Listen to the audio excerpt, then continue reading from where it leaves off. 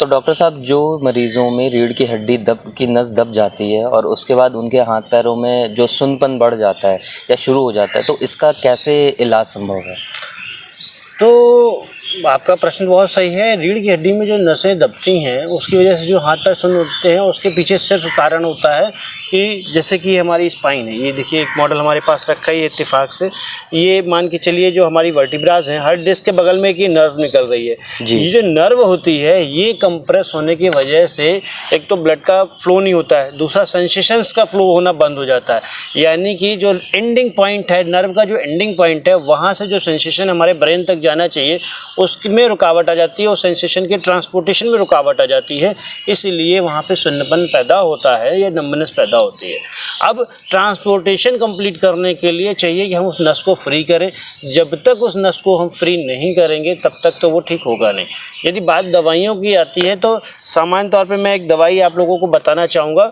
एक टैबलेट आती है एकांग वीर रस, है ना। ये बॉडी वेट के अकॉर्डिंग सबको अलग अलग थोड़ा सा देखना रहेगा। एकांग वीर रस की 1 गोली या 2 गोली आप सुबह शाम खाएंगे तो ये आपकी जो सुन्नपन को कम करेगी। अब डिपेंड ये भी करता है कि एकांग वीर रस कौन सी कंपनी की है, कितना उसका पोटेंसी है, किस हिसाब से वो बनी हुई है।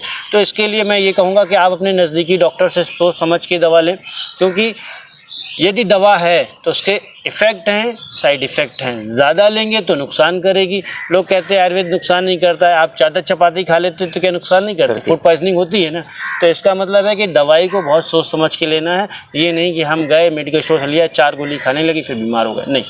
एकांग वीर रस ले सकते हैं, मैक्सिमम 1 से 2 गोली सुबह शाम ले सकते हैं। उसके अलावा आप क्या कर सकते हैं, भुजंग आसन का जो पोस्चर होता है या कैमल कैट एक्सरसाइज जो होती है, अब तो सब प्रकृति की देन थी। पहले हमारे देश में सब कुछ होता था, विदेश के लोग पेटेंट करा लेते हैं और हमारी सरकारें हाथ पे हाथ रखे देखती रहती हैं।